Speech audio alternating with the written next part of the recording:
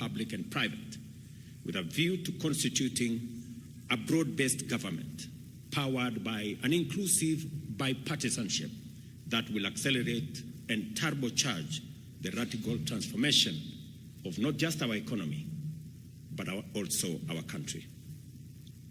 More than ever, it is clear that we are fully united by a shared devotion to secure a prosperous Kenya that serves all of us. For this reason, I am persuaded that this moment in the life of our nation calls on us to build a strong team of rivals to give our transformation agenda the best chance of success and to enhance inclusivity in our national development. With the formation of this broad-based government that brings together former political rivals into one selfless patriotic team, we will unlock the potential of our country that has long been denied us by factional and sectarian competition. Our potential as a nation and the attainment of that potential have often been undermined by divisions arising from political competition. Where Kenya is today, while competition is healthy and good, there is a moment where the interest of a nation is greater than the interest of a political formation. This is such a moment, and it is the reason why I have reached out across the aisle to bring on board the knowledge, expertise, and experience of deserving Kenyans, though belonging to a different political formation. I am persuaded that a moment such as this in the history of our nation calls on patriotic citizens to forge an alliance of rivals, to harness our collective political capital, knowledge, and expertise to take the strides necessary to make our country great. With profound gratitude, I commend the leaders and citizens from all walks of life who reached out, participated in, and otherwise supported the consultations, not only for the patriotism which inspired them to place Kenya before their personal, sectarian, or partisan agenda, but also for invoking the spirit of bipartisan dialogue, which has never failed to reconcile bitter rivals and unite fierce competitors in navigating critical junctures throughout the history of our nation.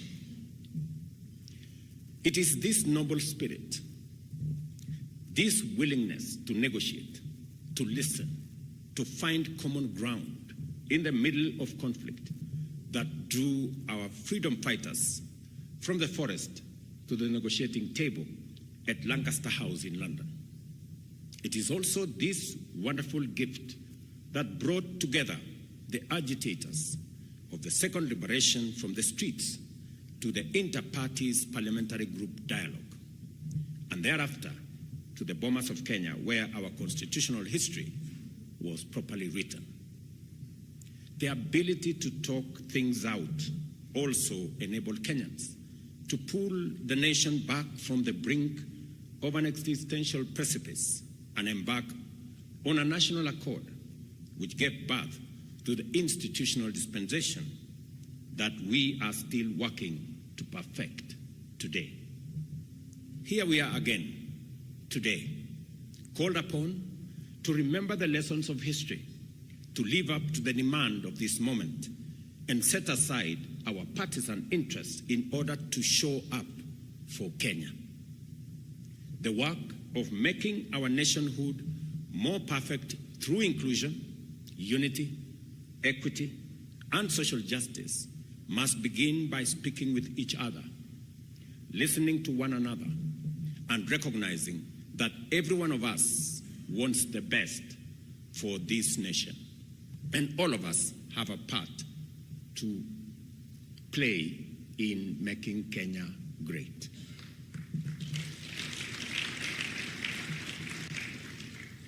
The Farm Foundation we have built over the last 2 years on the basis of the bottom-up economic transformation agenda focused on job creation, development of local industrial capacity, and wealth creation. Transforming our agriculture for food security and agro-industrial acceleration. We focused on harnessing the potential of our micro, small, and medium enterprise to drive our economic progress. We've also endeavored to exploit the opportunities of our digital superhighway to promote technological and creative capabilities on a higher scale, creating opportunities for digital jobs, making sure that we also invest in universal health coverage to provide all citizens without discrimination with high-quality health care through social health insurance and the employment of thousands of healthcare professionals to provide promotive, preventive, as well as curative services, as I have worked with counties. The radical increase in the number of affordable and social housing units through our affordable housing strategy, which has delivered millions of direct and indirect employment opportunities for a variety of professionals, as well as investment and business opportunities for enterprise and industries, has gone a long way in setting that foundation firmly. The reconstituted cabinet, therefore, will accelerate the attainment and will build on this solid foundation already built over the last 2 years, but additionally will focus on the following critical areas. The first of these areas covers accountability and the fight against corruption. To enhance accountability and promote responsibility for the use of public resources, we shall introduce measures to levy a surcharge against any accounting officer or other public officer who has, by their action or omission, occasioned loss of public resources in accordance with Article 226(5), 201(d), and 232(b) of the Constitution. To eliminate the ghost worker payroll fraud at all levels of government, we shall also implement a unified personal identification system for all persons working across all arms of government, including constitutional offices.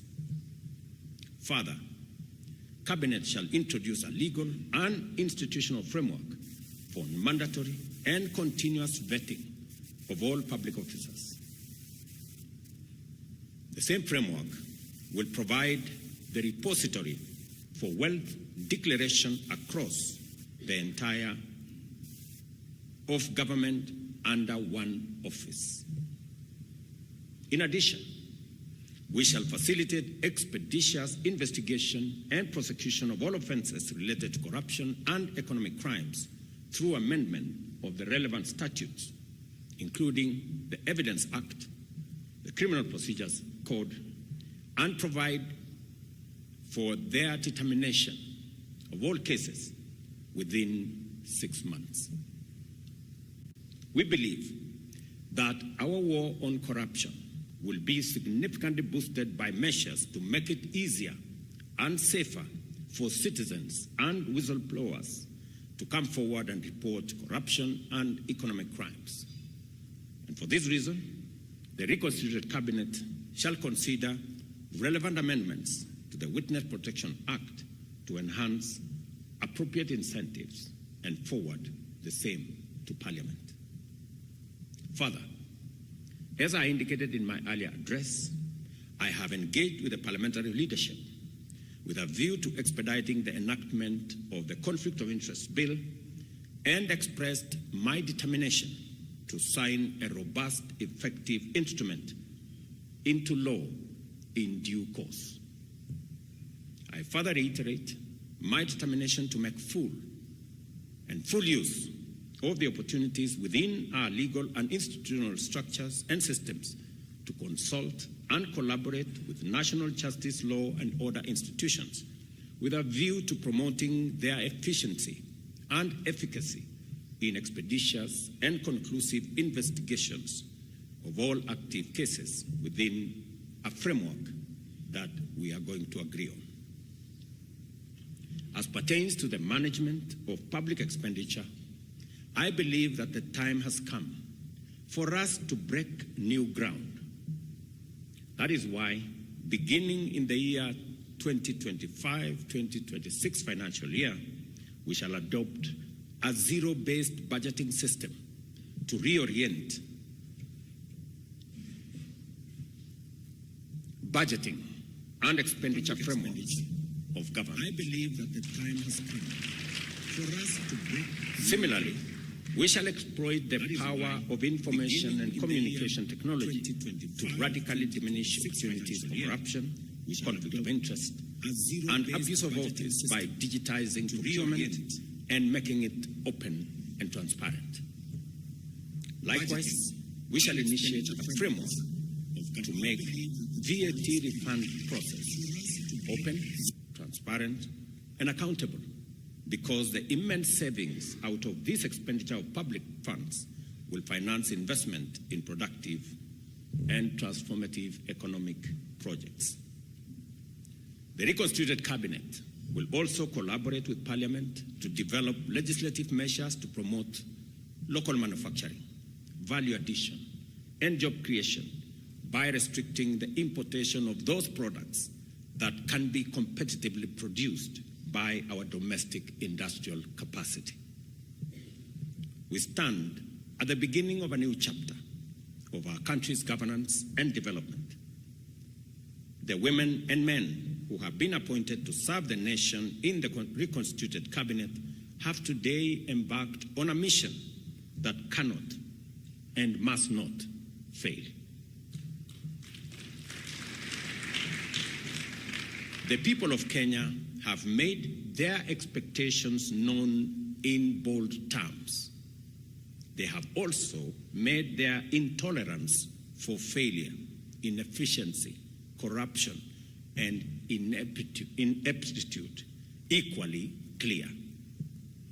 As champions of the nation's development agenda, you will be team players, servants. Let me repeat that. You will be team players, servant leaders, faithful trustees, and effective stewards of the people's interest and dependable custodians of their resources.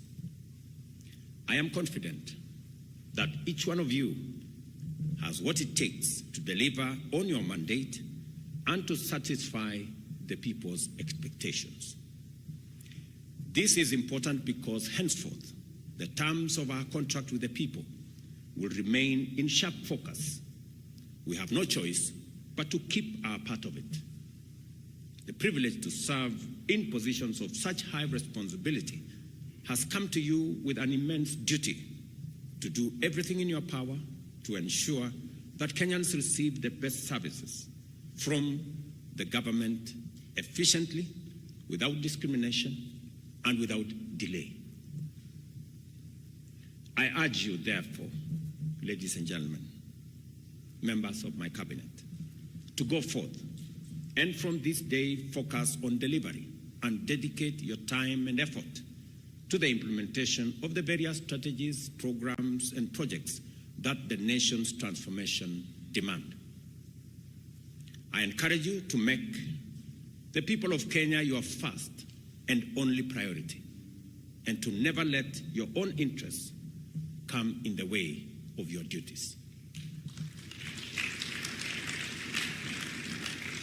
I give you my assurance of my full support in discharging your mandate and in executing a reimagined and catalyzed transformation agenda. I have already given my undertaking to be the foremost steward of public resources and embrace my accountability for its proper use. Therefore, it is important to make it clear that my support for you ends if it conflicts with my accountability to the people of Kenya.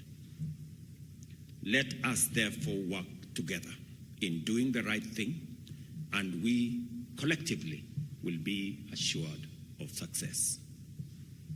I pray that the Almighty God grants you strength, wisdom, clarity, and focus as you assume office, and wish you success in your new assignment.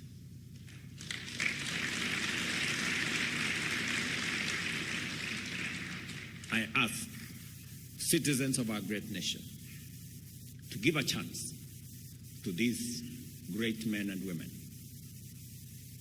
to this new cabinet, and to support them to deliver on the mandate that has been given to them constitutionally, and as they perform their duties in the best interest of our country. Thank you very much. God bless you. God bless our great country, Kenya. Asanteni sana. Let us all rise for the national anthem.